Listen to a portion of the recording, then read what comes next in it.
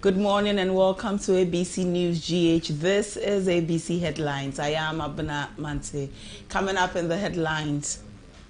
Despite the delay in the release of results and challenges faced by WAEC amidst calls by CHAS to postpone reopening dates, GES has maintained January 3 as reopening date for SHS students. And President Akufo-Addo's time to officially hand over power to the next NDC government is ticking as he's expected to deliver his last State of the Nation's address today, January 3, 2025.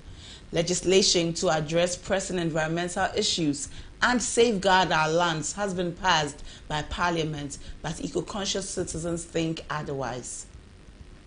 We have these and many more coming up shortly. Do stay tuned.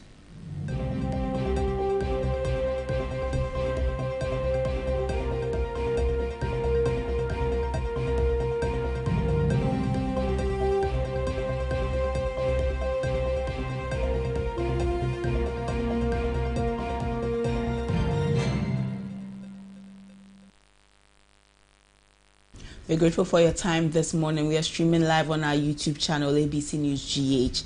Let's get into our first headline. The Ghana Education Service, GES, says the reopening date for senior high schools remain unchanged despite the request by CHAS for a postponement of reopening. The Conference of Heads of Assisted Secondary Schools, CHAS, a few weeks ago addressed the Ministry of Education and warned that a failure to address the financial constraints facing second cycle schools before January 3, 2025 could disrupt the reopening process. It went ahead to advise strongly against the reopening of schools in a statement issued a few days ago. However, the Ghana Education Service, in a statement issued on Thursday, January 2, ahead of today's reopening, confirmed that nothing had changed. It said that the 2024-2025 academic calendar will proceed as previously announced. The Ghana Education Service reminded students, staff, parents, and the general public that there are no changes to the academic schedule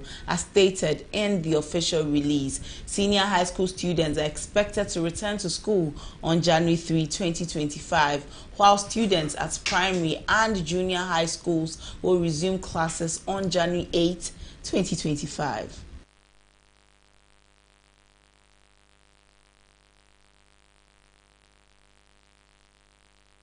Away from that, President Nana Addo Dankwa Akufo-Addo is set to deliver his final State of the Nation's address in Parliament today, January 3, 2025. A key focus of the President's address is expected to be the state of Ghana's economy. Topics likely to be highlighted include the country's macroeconomic indicators, gross domestic product (GDP) growth, inflation, gross international reserves, policy objectives, job creation, and infrastructural development across various sectors. This fulfills the constitutional requirements outlined in Article 67 of the 1992 Constitution as the President concludes his tenure ahead of the dissolution of the 8th Parliament.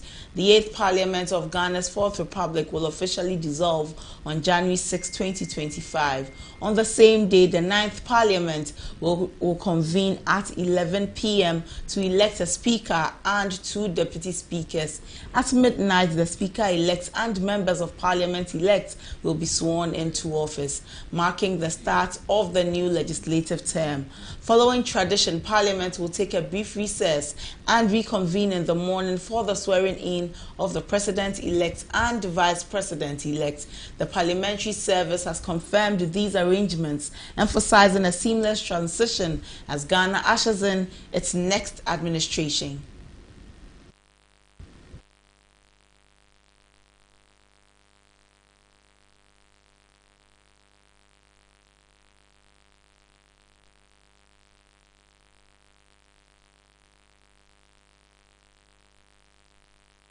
Still on the State of the Nation's address, government spokesperson on governance and security, Dr. Palgrave Boakye Dankwa, has lauded President Nana Addo Dankwa Akufo-Addo's legacy, asserting that Ghanaians will forever associate his leadership with the successful implementation of the free senior high school policy. Speaking during an interview on ABC News GH in relation to the upcoming final State of the Nation's address by President Akufo-Addo, Dr. Boakye Dankwa emphasized that the free SHS initiative initiative introduced in September 2017 has revolutionized Ghana's education sector by making secondary education accessible to all. He highlighted the transformative impact, noting that it has enhanced human capital development, empowered underprivileged communities, and reduced dropout rates nationwide. Kufuor's free senior high school in terms of education, top-notch STEM, introduction of STEM, TVET and all the models that he was about to bring in. And then for me, the second would be his industrialization agenda and drive. I mean, that comes with the assembling of plans, the one district, one factory, the drone digitalization. And these are two legs that President Nana Addo Dankwa Akufo-Addo's legacy will stand upon. And I mean, I congratulate President Nana Addo Dankwa Akufo-Addo for such an excellent leadership over the past 8 years and 4 years now, and wish him the best in his future. The New Patriotic Party has finalized its leadership appointments for the Minority Caucus in the 9th Parliament after a National Council meeting of the party. The NPP National Council on Thursday, December 2, announced that Alexander Afenyo-Markin, Member of Parliament for Futu, as the Minority Leader. Patricia Pieje, representing Asokwa, has been named Deputy Minority Leader, while Frank Anodompre, the MP for Nsawam-Adoedri, takes up the role of Chief Whip. Additionally, Habib Idrisu of Tolon and David Opoku-Ansah of Mpreso have been designated as First Deputy Whip and Second Deputy Whip, respectively. These appointments come as the NPP transitions to its new role in the minority following the 2024 general elections. Dr. Palgrave Boakye Dankwa, government spokesperson on governance and security, speaking on ABC News GH on this development, maintained that Afenyo-Markin is the best choice. I mean, the Honorable Alexander Afenyo-Markin has been such an excellent majority leader. He's going into a minority leader in the 9th Parliament. I mean, I feel that it's one of the best decisions that the National Council has made. We would wish him the best together with the entire leadership at the Minority Caucus. Definitely it's going to be a very engaging minority because of the numbers that we have and even the numbers that the majority has. You need someone who understands Parliament, someone who has been in Parliament for a very long time, someone who is respected by both sides of the House, someone who understands parliamentary regiments, someone who can be able to advocate a lot more of what the Ghanaian people want to see in Parliament. And I'm very certain that the majority is also going to change their leadership. And so you need an old block on the team. And I think that Afenyo-Markin is the right person to continue his leadership from majority to minority. The right person to see in Parliament.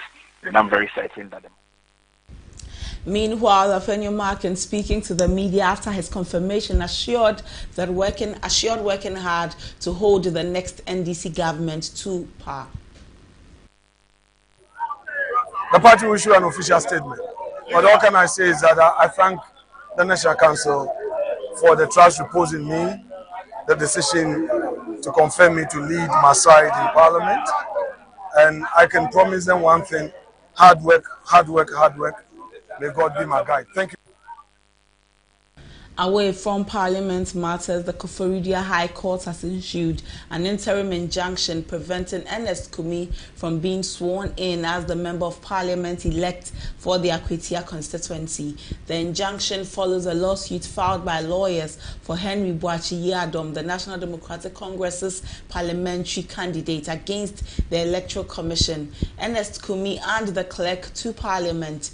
The legal action seeks to halt Mr. Kumi's swearing in pending the resolution of the case. The Akwetia constituency was among the contested seats recollated and declared by the EC at the National Police Training School in Tesano, Accra. According to the Electoral Commission's final coalition, Ernest Kumi of the New Patriotic Party was declared the winner with 19,269 votes, while Henry Boakye Yiadom of the NDC polled 17,206 votes. After hearing arguments in the case, the court ruled in favor of issuing the interim injunction, effectively barring Mr. Kumi from being recognized as the MP-elect for the Akwetia constituency until further notice.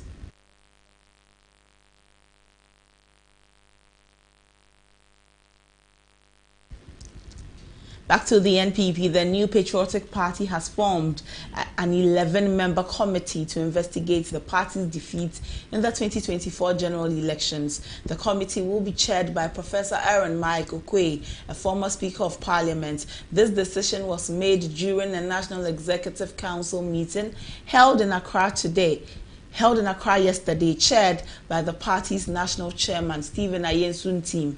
The committee's mandate is to assess the factors contributing to the NPP's loss and recommend strategies for rebuilding the party and preparing for future elections. It is expected to engage stakeholders, including party members, grassroots supporters, and political analysts to ensure a thorough review. The committee is to commence work immediately, with its findings anticipated to play a pivotal role in shaping the NPP strategy moving forward. Party members and supporters have been encouraged to contribute and support the process to ensure a comprehensive and impactful investigation. It may be recalled during a news conference held on 23rd December 2024 as the party's headquarters in Asylum Down, Accra, Mr. Ntim announced the party's intention to establish an election review committee in January 2025. The purpose of this committee is to conduct a thorough post-mortem analysis on the party's defeat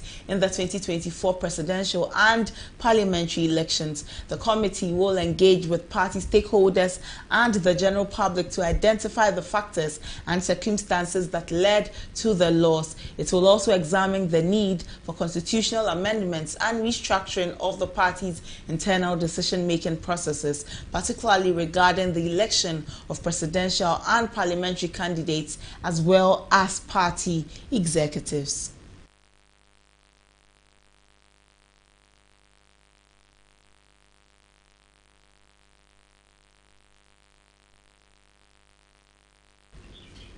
Into some environmental-related matters, Ghana's Parliament has taken a significant step towards safeguarding the environment by passing the Environmental Protection Bill. This legislation aims to address pressing environmental issues and promote sustainable development across the nation. The bill, which had been under discussion for several months, received overwhelming support from both sides of the political spectrum. Lawmakers emphasized the importance of protecting Ghana's natural resources and ensuring a healthy environment for future generations. The Environmental Protection Bill includes provisions for stricter regulations on industrial emissions, waste management, and deforestation. It also outlines measures to promote renewable energy sources and encourage eco-friendly practices among businesses and individuals. Yes. I will now put the question if there's no contribution. So all those in favor that motion listed 14 be adopted, say aye. All those against say no. Honorable members, the ayes have it. The motion, yes, table. Honorable, the ayes have it. The motion is adopted. An act to amend and consolidate laws relating to environmental protection, establish the Environmental Protection Authority to regulate and protect the environment, provide for pesticide control and regulation, provide for the control, management, and disposal of hazardous waste and electrical and electronic waste, provide for the coordination of climate change responses and for related matters. Honorable members, the Environmental Protection Bill 2024 is now read a third time and passed. Still on this bill, Executive Director of Eco-Conscious Citizens, Awula Sewa, has commended Parliament for passing the Environmental Protection Bill, but emphasized that Ghana's environmental challenges stem more from the lack of enforcement than the absence of laws. Speaking on ABC News GH following the bill's passage, she noted that while the legal framework to protect the environment has expanded significantly over the years, implementation remains a persistent issue issue. The Environmental Protection Bill includes provisions for stricter regulations on industrial emissions, waste management, and deforestation. It also outlines measures to promote renewable energy sources and encourage eco-friendly practices among businesses and individuals. Well, what we'll say is that our problem in Ghana has not been the absence of laws. Our problem has been enforcement of existing laws and regulations. Even with the laws that the EPA currently has, is it enforcing them? For example, we have environmental impact assessments. Are they carried out? For example, before you start an establishment that is going to cause noise pollution, there's supposed to be an environmental assessment. Most people don't bother with that and cause noise pollution. You report it to the EPA and the noise is ongoing. So our question is that it's all very well and good. Great, this has been passed, fantastic. But if even the current laws, you don't enforce them, noise pollution, open fires, what difference will more regulations do? Away from that, the Minister of Finance, Dr. Mohammed Amin Adam, has submitted the expenditure in advance of appropriation for the period January to March 2025 to Parliament. The proposed 2025 mini-budget amounting to 68.1 billion Ghana cedis is intended to cover essential government expenses during the first quarter of the year. This provision ensures continuity of operations pending the presentation of a full budget by the incoming administration, which will govern for the remainder of 2025. Key areas expected to benefit from the allocation include salaries of public sector workers, statutory payments, critical infrastructure maintenance, and funding for social intervention programs.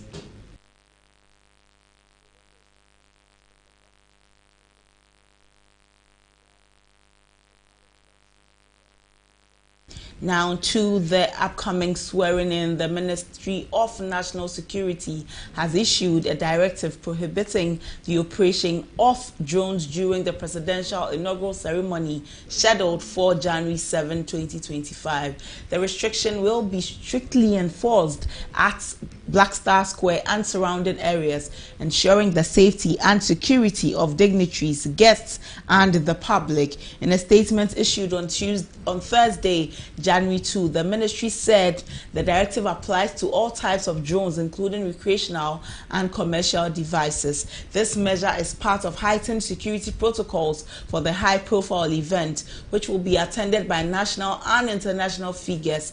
The statement said the ministry stated that the restriction is essential to maintain a secure environment during the inauguration and appealed to drone operators to respect the directive and refrain from flying drones in restricted areas on the day of the event. The ministry